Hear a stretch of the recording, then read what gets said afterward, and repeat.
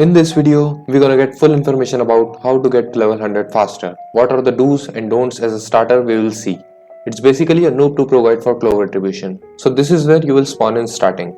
So our first task is to get the materials. So follow this mission and grind minimum 40 to 50 of them. Go and check out this video. I have shown this method in brief how it works. And if you didn't watch it, you're done bro.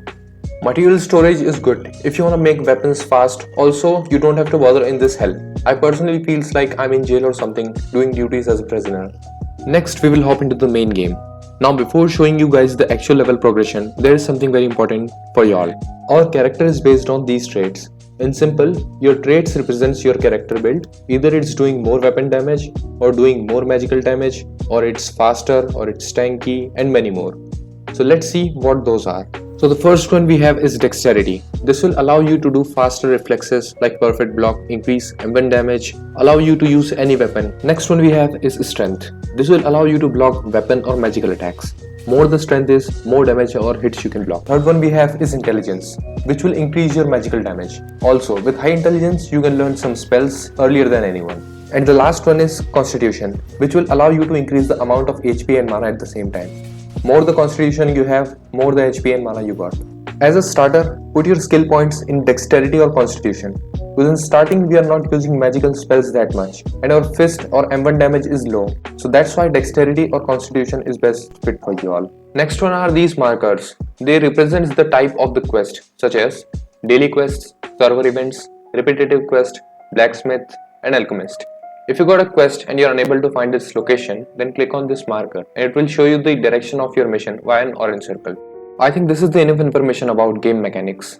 Let's move further to a video. So first things first, you have to get a broom in this game because the map is big as hell so that you can't afford to travel via sprinting. That's why you need a fast travel. But I will not suggest you to go to the mission directly. Get some levels first, or at least unlock 1 or 2 skills of your magic other than the arcane skills like mana blast or mana burst. If you're thinking mana wisp will help you in combat, then it's nothing just torch, which you can use in night time to lighten your surroundings a bit. For initial levels, the best mission is bandit or flame mages. Yes, those flame mages are not that strong, so that you need high levels for them. They give decent amount of EXP and mastery level so that you can level up easily. With 10 to 20 minutes of grinding, you can get 10 or 20 levels easily. Since you got some levels and magic skills, then you are good to go for Alpha Wolf. Try to bring some teammates in this mission, but if you are level 10 or 15, you can defeat him by spamming magic spells. You just need to deal 10% damage for getting EXP and mission rewards, aka wooden broom. In this game, if you are doing any mission or dealing damage to NPC, then for getting rewards, dealing 10% damage is needed. Now if you have broom, then you are good to go for fast traveling and further missions. Next is alchemy. You need to do this quest so that you can make potions which will aid you in middle of any battle. I saw many people who don't even know about this guy right here. He will give decent amount of EXP and money with this simple mission of bring a fire lily to him. So don't ignore this mission. Now until you get to level 25, keep grinding wolves with this quest, flame mages with this quest and bandit with this one. Grinding simple NPCs is not that much required for level, but for money. And why money? The answer is in the next section. A good weapon. So our next task is to get a good weapon. If you grinded good amount of copper and iron at starting of the game, then you don't need to worry about materials. As soon as you gather money, you're good to go for a weapon. Oh, come on, I'm joking.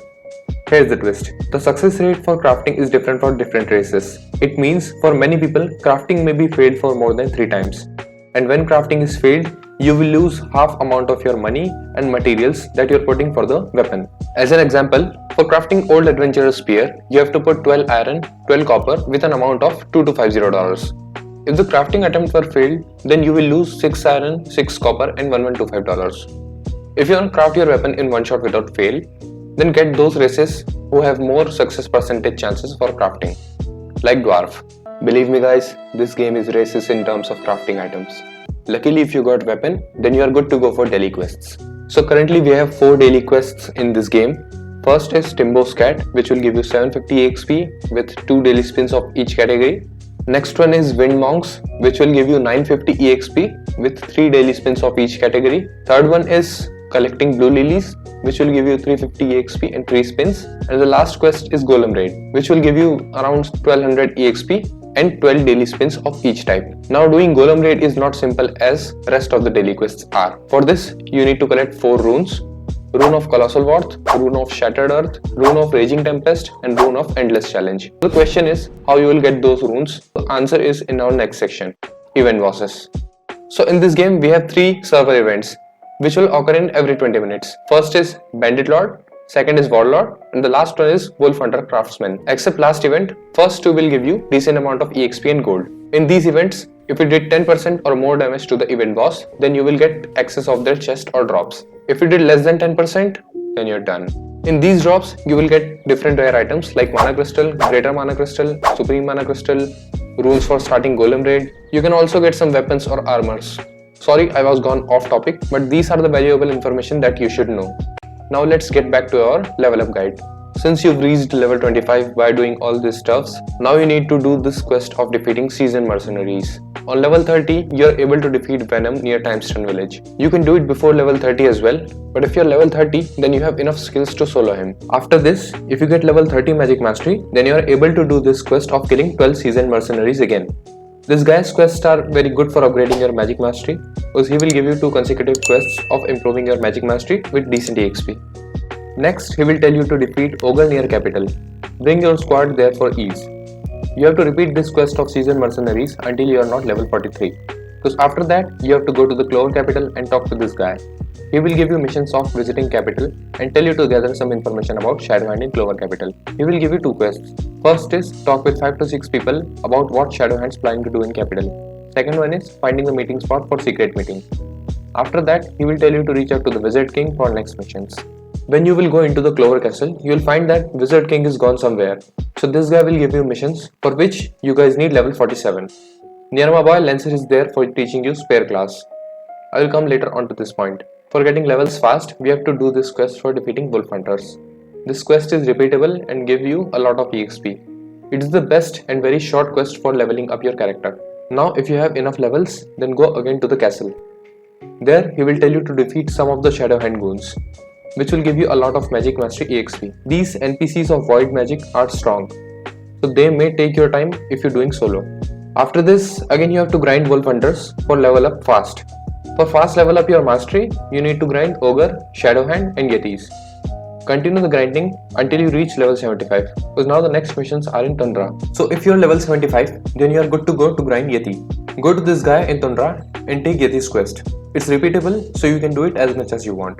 Yeti will drop crafting items like fur or horn. Chances are very rare for him to drop his weapons like sword, spear or hammer. If you're not getting weapons in his drops, then you can craft those near Tundra's blacksmith. Keep doing Yeti, daily quests, Wolf Hunters and Ogre until you will reach level 90.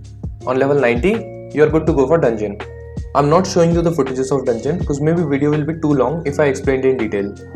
Next part is weapons and their class.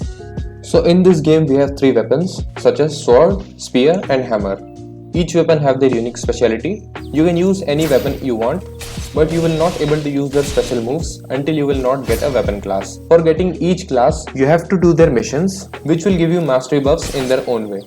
The trainer of sword is near blacksmith of unnamed village. The trainer of hammer is in the shed present in the fields near unnamed village. The trainer of spear is in the Clover castle. These weapon skills give same amount of damage as a magical spell can do, based on your stats. We have another weapon named as mage staff, but right now we don't have its trainer or special skills. Using a mage staff will boost your magical damage up to 15%. Next one is accessories. Now equipping good accessories is as important as having good magic skills and race. So always search for the items that will give you a good amount of stat boost. For getting those, you can find them in boss drops or get them via crafting. If I will explain in this video, then again video will be too long for a starter guide. So I will make a separate video in brief about these accessories. Last one is the additional traits. So I saw many people in the game who are not focusing on additional traits. These traits makes a lot of difference between you and your opponent. In these you are getting mana jump for double jump, mana block for fully blocking any magic attack, mana initiate for increasing health regen, nature's channeler for increasing mana regen, thought for additional plus 50 HP. You can get mana jump or mana block at any level by a cost of 2500 and 4500 respectively. For other 3, you have to go to this guy and do his tasks.